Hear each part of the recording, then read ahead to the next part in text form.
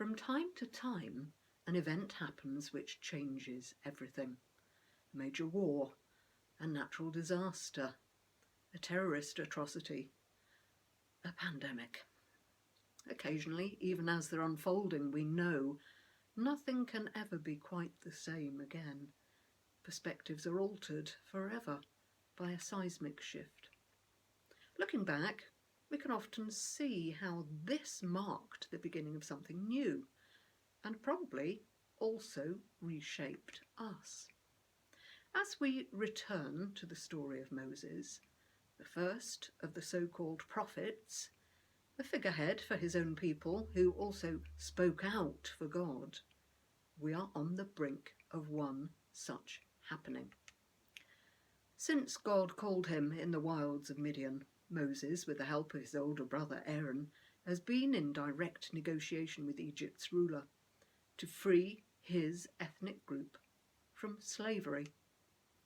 It has been arduous, to say the very least, with the Pharaoh repeatedly resisting, even when a series of divinely sent catastrophes befalls the native Egyptians.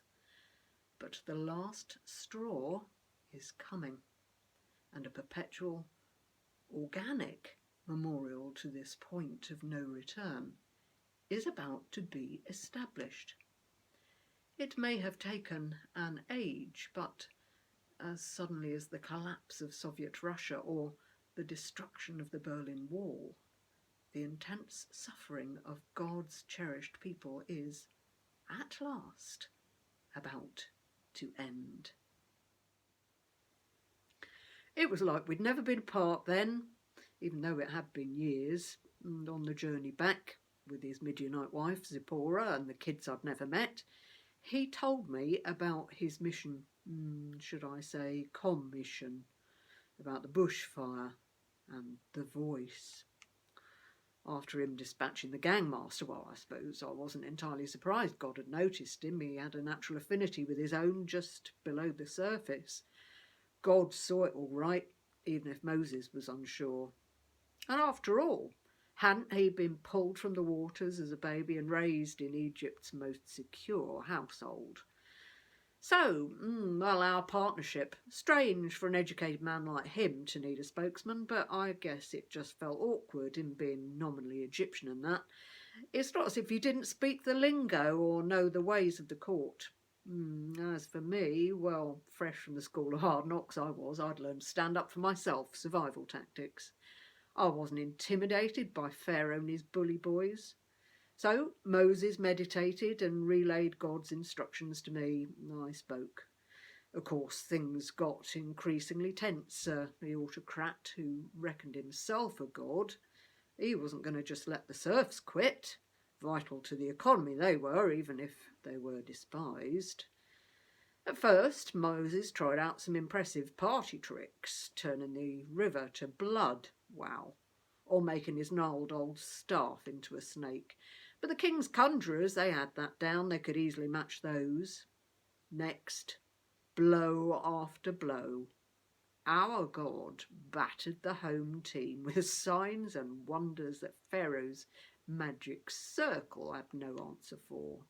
Swarms of flies, clouds of voracious locusts and teeming frogs everywhere. Then the livestock grew sick and died, and the natives were covered in hideous boils. On and on and on. But still, that tin pot dictator wouldn't budge. I suppose he were comfy enough in his palace while the poorer folks was hit hard, same old. You'd have thought he'd notice how our people weren't being affected. But there's no telling some people, is there? Of course, my kid brother, that's what Moses always was to me, was hugely frustrated. But we both prayed and we both believed. How could we not? The great I Am was obviously with us, on our side. He'd rescue us, however impossible it looked. So then God said to declare a feast, like, the shepherd's spring banquet, a whole lamb, shared one for a small family, with bitter herb side salad to represent our trials. And we should paint our lintels and doorposts with the sacrificial blood, life and death, as a marker for God's destroying angel. We must be ready to go, no time to prove the dough, sandals on, stick in hand. Moses was finding his stride now. Folks barely even muttered. The feast would be an annual remembrance of a new blessing, a new relationship between God and his own.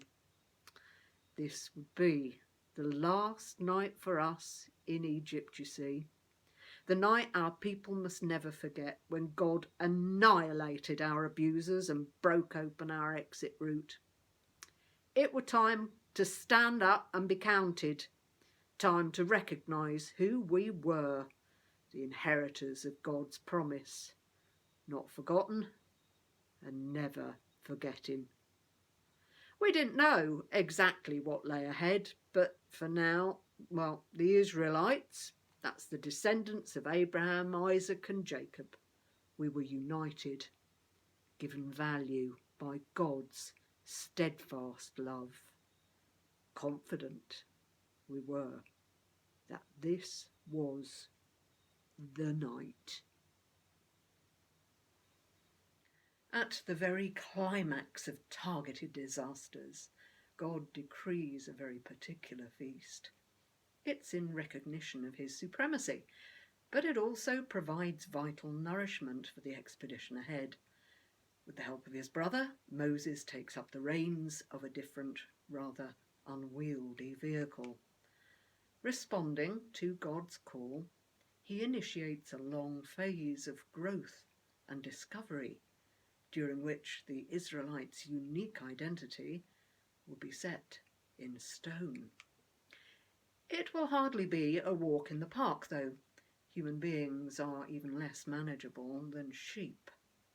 And while this may be the first, it will not be the only time that the Passover heralds freedom. Through the insight and courage of an individual uniquely in tune with God, new developments are set in motion. The blessing of many springs from the improbable power of one.